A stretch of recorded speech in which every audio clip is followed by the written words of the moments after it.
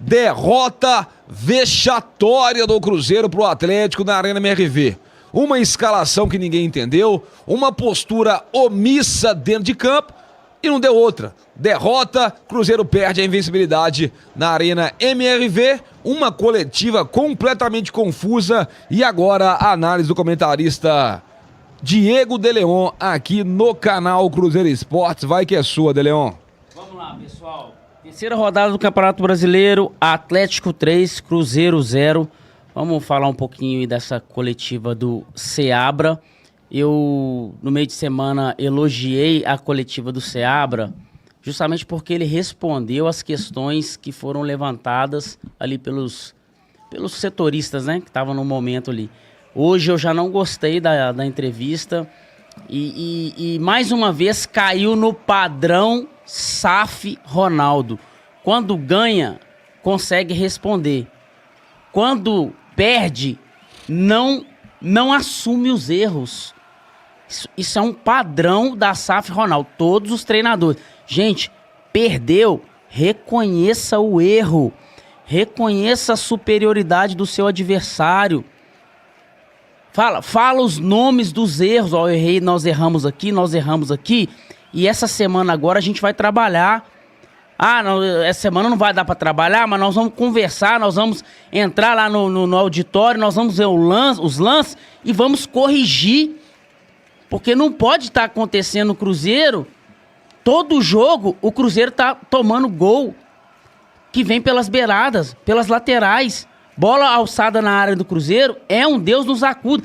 É um erro agudo e que se mantém no Cruzeiro, mas ninguém admite. E se você não admite o erro, você não vai corrigir.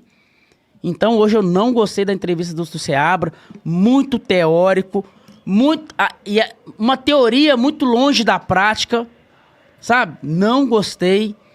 Então eu não vou nem falar muito da questão da entrevista dele, não. Vamos falar sobre o jogo, né? O Atlético venceu o Cruzeiro de 3-0, gols de Paulinho, Zaratio e Arana.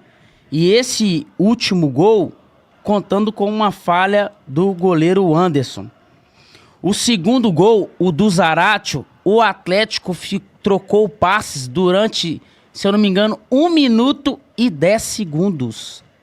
Isso mostra como o Cruzeiro foi passivo durante o jogo. Deixou o Atlético trocando muito passe, deixou o Atlético com a bola durante muito tempo, principalmente no primeiro tempo. Então, venceu aquele que quis jogar, aquele que quis vencer e venceu aquele que jogou melhor, no caso foi o Atlético. O Atlético que entrou em campo no 4-4-2, sendo 2 volantes e 2 meias. Esses 2 meias, junto com os volantes, faziam um quadrado no meio. E a ponta do quadrado, os dois meias, no caso o Zaratio e o Zaratio e o Scarpa, os dois infiltravam nas costas dos 2 zagueiros do Cruzeiro. Junto com os laterais, no caso do lado esquerdo, o Zaratio e o Arana, toda hora fazia 2 contra 1 com o William. E do outro lado, o Scarpa e o Saraiva, toda hora fazia 2 contra 1 contra o Marlon. E foi assim a tônica do primeiro tempo inteiro. O Atlético estava com a bola na direita, virava a bola para a esquerda. Quem estava lá sozinho? Zaratio. Quem estava passando no corredor? O Arana. A bola estava do lado esquerdo. O Atlético virava a bola. Quem estava lá na direita sozinha? O Scarpa. E o Scarpa, muitas das vezes, nem precisava do Saraiva. Porque o Hulk, às vezes, cai ali também.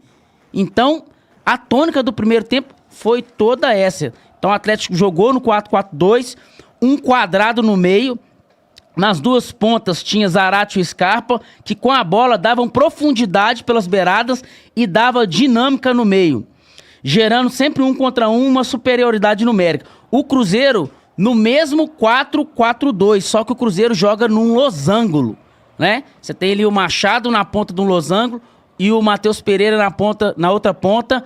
De um lado Ramiro, de um lado Lucas Silva, que não ajudavam os seus laterais, né? Não fazia os pares com seus laterais.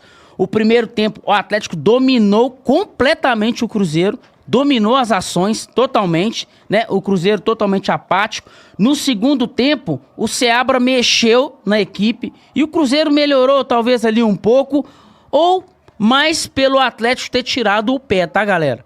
Ter tirado o pé. O destaque do Atlético, pra mim, foi o Gustavo Scarpa, ditou o ritmo do jogo, tá? Principalmente no primeiro tempo. O Atlético tirou o pé no segundo tempo. E eu destaco também o Zaratio, que além daquele gol, né, meio de puxeta ali, o segundo gol, atuou muito bem ali junto com o Guilherme Arana. E destaco também o Arana, que participou muito bem do jogo ali pelo lado esquerdo ali, no segundo tempo ali, segurou bastante também, já que o Willian já estava tentando atacar no segundo tempo. Destaque do Cruzeiro é a escalação inicial. Eu tinha colocado um outro destaque aqui, mas aí eu mudei depois da entrevista. Eu acho que o destaque do Cruzeiro é o Seabra.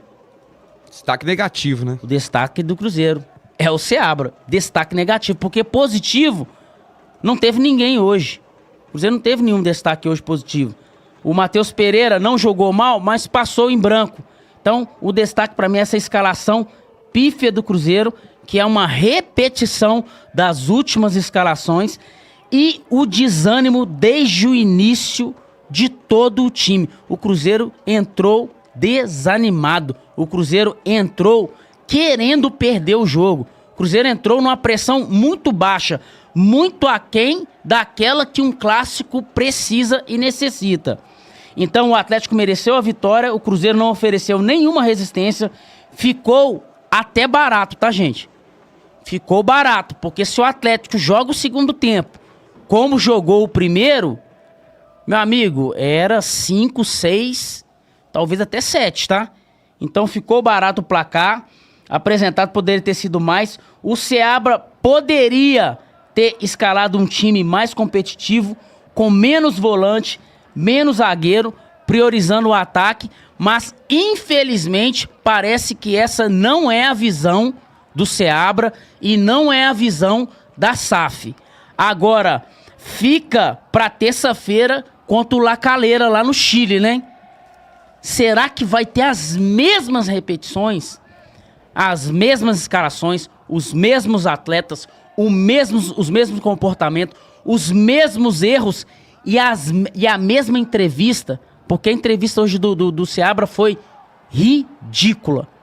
Assim como o Larcamon no primeiro jogo não admitiu os erros, e eu falei que Larcamon admite os erros, corrija, chama a atenção dos seus atletas, ele não o fez e ele foi demitido.